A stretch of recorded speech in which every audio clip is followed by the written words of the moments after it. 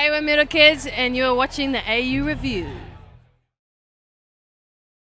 Thank you for joining us. Welcome to Festival of the Sun. Woo! Have any of you been to this event before? Never. We're fresh. We have been to this town before, though. Yes, but fresh to the festival. Correct. What are your impressions so far? It is very Festival of the Sun-ish with the sun. And people know how to have a good time here. You can tell they're having a good time. Are you going to stick around for the night and watch Gang Youths? Oh yeah, they're our friends, and we will follow them to the ends of the earth. They can't escape us. So it's the end of the year. We're using this festival as an opportunity to look back at the year. I think there are a few bands this year that the difference between the beginning of the year and now is exponential, to say the least. And you, I think, are one of those bands that are really quite a good example of that. Even the last 6 months seems to have been pretty crazy for you guys. What have been some of the highlights of this year? I mean, could you have imagined by the end of this year you would have gone to Iceland, you would have signed a record deal, you would have done all the things that you've done? I mean, not really. I mean, you hope for things, but I think that we just kind of started out trying to do our thing, and it's been a beautiful surprise, really.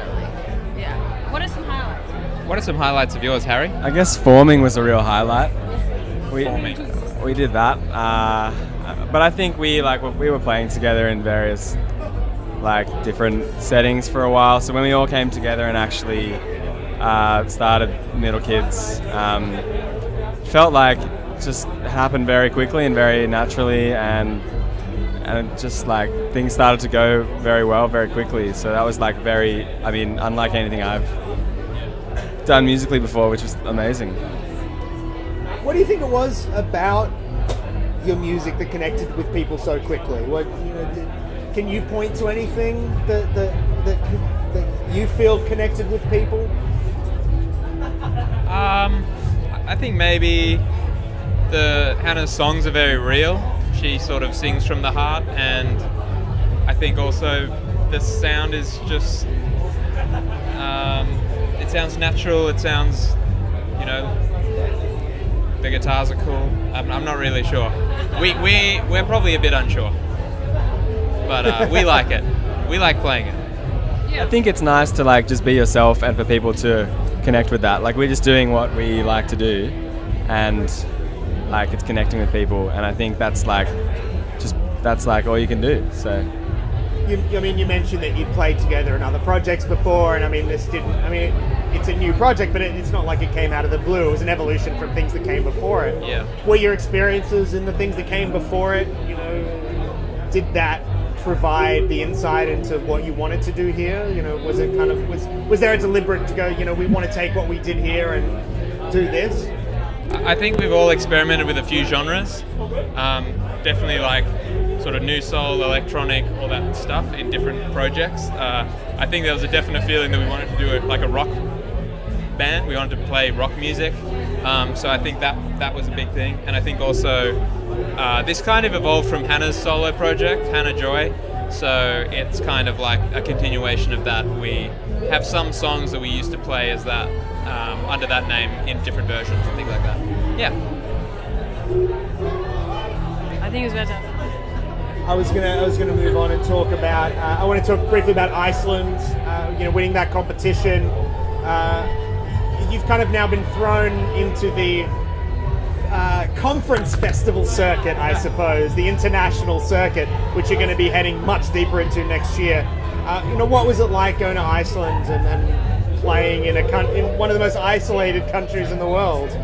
We had an awesome time. I think the festival in Iceland was cool because, in Reykjavik, the whole city is about the festival, so it's there was a really cool vibe. But I think it was a good time for us to kind of go to a different place and another culture and experience how our music translated, or if it did, and so I think that was a good growth time for us.